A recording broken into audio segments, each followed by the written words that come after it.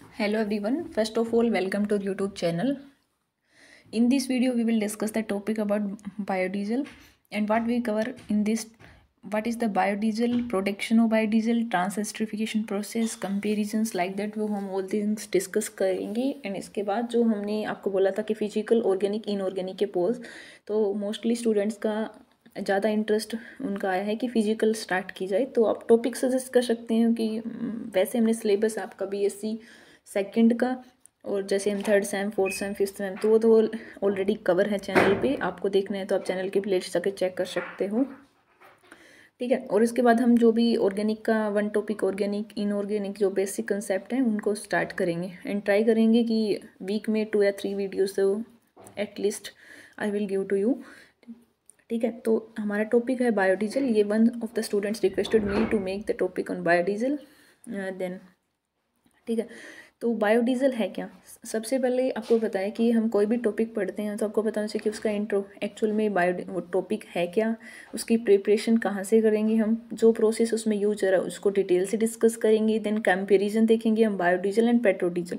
And most of the students को पता नहीं होगा बायोडीजल क्या है, तो उनके लिए एक न्यू इन्फॉर्मेशन भी हो सकती है। आपको पता होना चाहिए कि बायोडीजल एक्चुअल में है क्या, एक इम्पोर्टेंट पार्ट है। अब तो जैसे हमारा डीजल है, आप गाड़ी है या कोई भी व्हीकल्स वगैरह, तो डीजल सबसे इम्पोर्टेंट है। तो वैसे ही अब डीजल को रिप्लेस करके क्या हम करना चाहते हैं, बायोडीजल को, क्योंकि एक रिन्यूएबल वन है। और आपको बताएं कि आपका जो प्रोडक्शन हम देखेंगे, आगे डिस्कस करेंगे, तो प्रोडक्शन हम इसके किसे करते हैं, मेन सोर्स इसका वेजिटेबल ऑयल होता है, एनिमल फैट है, और एक मोस्ट फेमस ट्री है आपका जेट्रोपा ट्री, ठीक है। ये ओल्ड टर्म्स आपके लिए न्यू हो सकती है, तो अब उसका भी आपको एक, अगर आपके सिलेबस में नहीं है फिर भी आप इस वीडियोस को देख सकते हो, ये टॉपिक को डिटेल से पढ़ सकते हो, क्योंकि हमें भी पता होना चाहिए कि हाँ न्यू टॉपिक है तो भी, ठीक है। तो बायोडीजल क्या है, एक नॉन पेट्रोलियम डीजल होता है आपका। उसकी प्रोडक्शन हम देखेंगे, क्या क्या प्रोसेस होते हैं।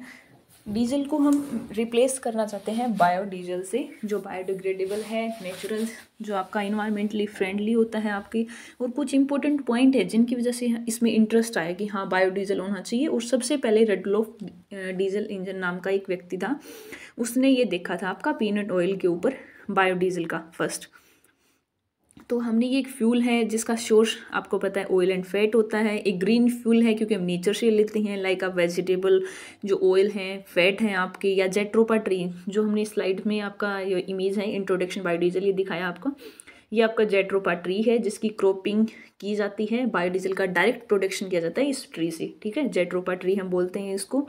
तो इसको आपको डिफाइन करना हो तो आप बोल सकते हो कि एक नॉन पेट्रोलियम डीजल होता है आपका। ये वो प्रोडक्ट है जब आप वेजिटेबल ऑयल है आपका, एनिमल फैट, उसको एक केमिकल रिएक्शन करनी पड़ती है। मीन्स ये आपको पता है कि वेजिटेबल ऑयल मेन पार्ट जैसे लिपिड्स होते हैं, उनमें आपका मेन कॉन्स्टिट्यूएंट क्या होता है आपका, ट्राइग्लिसराइड वेजिटेबल ऑयल का। तो आप क्या करोगे, हमने ऑयल ले लिया, उसको अल्कोहल करोगी एंड कैटालिस्ट की प्रेजेंस लेंगे हम। कैटालिस्ट 2 टाइप के होते हैं, एसिडिक ले सकते हो या बेसिक। मेनली इंडस्ट्रियल लेवल पे आपका बेसिक ही लेते हैं क्योंकि इसमें रिएक्शन फास्ट होती है, जो रेट देखा गया है। तो अपने वेजिटेबल ऑयल का मेन कंपोनेंट था ट्राइग्लिसराइड, अल्कोहल मिक्सिंग की कैटालिस्ट की प्रेजेंस में। देन क्या फॉर्मेशन हुआ, mixer of fatty ester and glycerol.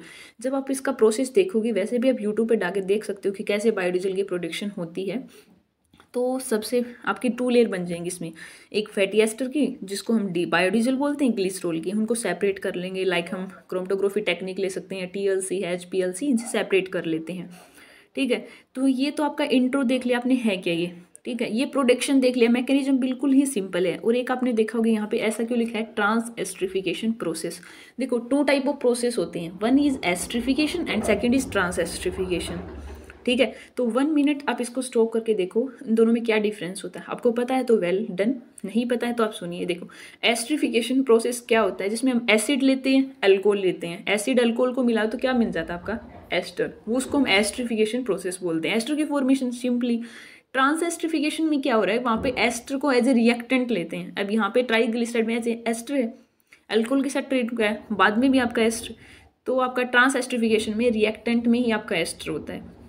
Alcohol के साथ सिंपल रिएक्शन की, कैटालिस्ट की प्रेजेंस थी, तो मिक्सर ऑफ फैटी एस्टर, इसको हम बायोडीजल कर लेंगे। एंड ग्लिसरॉल भी इस केमिकल रिएक्शन की एक मेन पॉइंट ये भी है कि इसमें ग्लिसरॉल भी हमें बायो प्रोडक्शन हो रही है, वो भी हम अलग अलग केमिकल्स प्रोडक्शन जिसमें हमें रिक्वायरमेंट होती है ग्लिसरॉल की, उसमें यूज़ कर सकते हैं, ठीक है। प्रोडक्शन मैकेनिज्म हमने देख लिया कि जो मेन कंस्टिट्यूएंट है वेजिटेबल ऑयल का ट्राइग्लिसराइड, जो आपका एक्चुअल में है क्या ट्राइग्लिसराइड, जो ग्लिसरॉल है उनके एस्टरी फॉर्म तो है जिसमें आपका सैचुरेटेड और अनसैचुरेटेड फैटी एसिड चेंज होती है। ये मेन कंपोनेंट हमने बताया था ऑयल्स में। और ये आपने टर्म देखी होगी, इसको हम वेस्ट ऑयल से, इसका मेन इंपॉर्टेंट क्या है, देखो हम वेजिटेबल ऑयल से ले रहे हैं, एनिमल फैट से ले रहे हैं, जेट्रोपा ट्री से ले रहे हैं, मैनी मोर और भी हैं इसके बीच जहाँ से हम इसको प्रोडक्शन करती हैं बायोडीजल की। और वेस्ट ऑयल से, वेस्ट ऑयल का मतलब क्या है आपके, मीन्स देखो आपने देखा होगा जैसे हमें बोलते हैं कि हमें जंक फूड नहीं खाना चाहिए, ठीक है, जैसे आपका चाउमीन वगैरह होती हैं या आपके समोसेस वगैरह होते हैं, कुछ भी जो जंक फूड में आता है, तो उसमें क्या करते हैं मार्केट में, जो भी वो एक बार आपका बना लिया वो जो ऑयल बच जाता है तो उसको गिराते नहीं है, क्योंकि आपको पता महंगा आता है ऑयल, वैसे तो कॉस्टली होता है, तो उसको रीयूज़ करते रहते हैं वो, फिर से अगर जो है तो उसका उसी में फिर करके।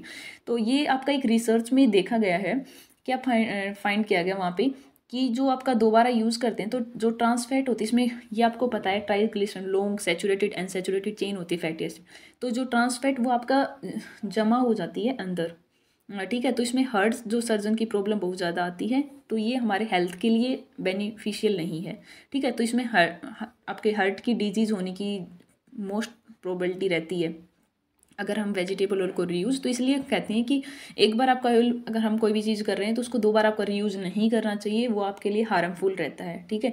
अब तो गवर्नमेंट ने 2019 में जो आपका ऑयल पॉलिसी है उसमें ये वो उस पर कर रहे हैं वर्क अभी, कि जो ऑयल एक बार यूज़ कर लिया तो उसको हमसे गवर्नमेंट ही परचेज़ करे, जो एक बार आपने यूज़ कर लिया रीयूज़ जो ऑयल है उसको, एंड उसको यूज़ करें इन बायोडीजल की प्रोडक्शन में। उस जो वेस्ट ऑयल लिए उससे हमने परचेज़ कर लिया, उसके बाद उसको अल्कोहल मिलाएंगे, मेनली आप मिथेनॉल, कैटलिस्ट आपका बेसिक, जैसे आप कैटलिस्ट लेंगे, देन आपके 2 layer mixer of fatty ester वो बायोडीजल की ले, और सेकंड जो लेयर होगी वो आपका ग्लिसरॉल की, दोनों को सेपरेट कर लेंगे और बायोडीजल मिल जाएगा हमें। ये सिंपल सा वे होता है।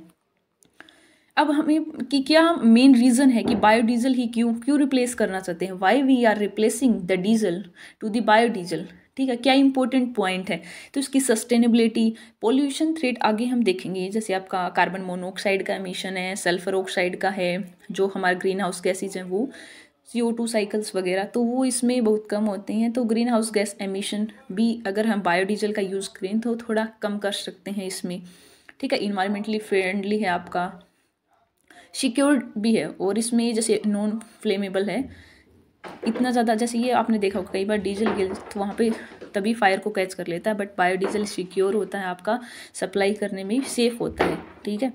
इंपॉर्टेंस, इन्वायरमेंट फ्रेंडली हमने बता दिया, उसकी बर्निंग भी बहुत क्लीन होती है और एक रिन्यूएबल फ्यूल है। ये आपको पता है कि अब हम जैसे हम ग्रीन केमिस्ट्री पढ़ते हैं आपका, तो उसमें हम 12 प्रिंसिपल आते हैं आपके, आपने देखा होगा, जिन स्टूडेंट नहीं पढ़ा वो हम आगे आप जो भी अपने MSc लेवल पे देखोगे, तो हम ग्रीन केमिस्ट्री में 12 प्रिंसिपल, तो उसमें एक प्रिंसिपल ये आता है कि हम कैसे अपने इकोनॉमिक ग्रोथ को कैसे इंक्रीज कर सकते हैं कि रिन्यूएबल सोर्सेज का यूज़ किया जाए, क्योंकि जो नॉन रिन्यूएबल है वो तो लिमिटेड सप्लाई में है, रिन्यूएबल है तो हम इसमें प्रॉब्लम नहीं होगी आगे। तो बायोडीजल की प्रोडक्शन रिन्यूएबल फ्यूल है, तो ये भी इसका इम्पोर्टेंट पॉइंट है। और इसमें क्या होता है कि बायोडिग्रेडेबल, टॉक्सिक भी नहीं है, और हैंडल एंड स्टोर करना भी ईजी है, ठीक है।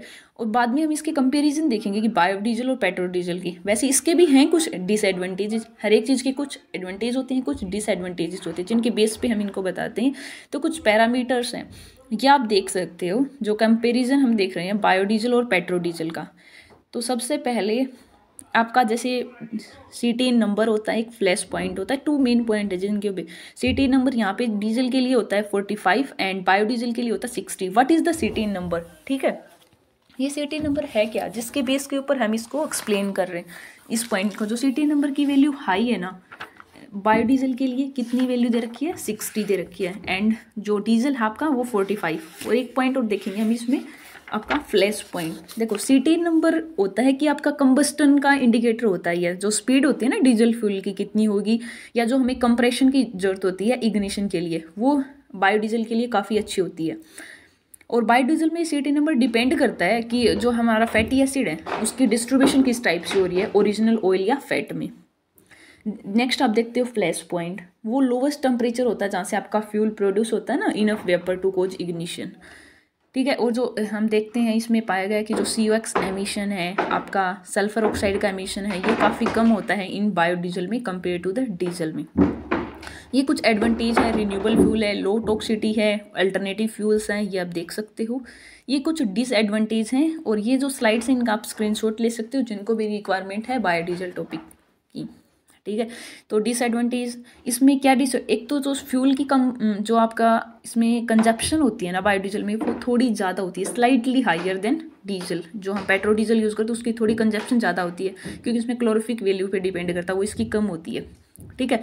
और इसका फ्रीजिंग पॉइंट थोड़ा ज़्यादा होता है, तो मीन्स जो कोल्ड क्लाइमेट है जैसे ठंड का मौसम है तब इसको स्टोर करना थोड़ा डिफिकल्ट हो जाता है, मतलब ये सेटल डाउन हो जाता, तो हायर फ्रीजिंग पॉइंट की वजह से इसको लॉन्ग टर्म स्टोरेज में थोड़ी डिफिकल्टी आती है।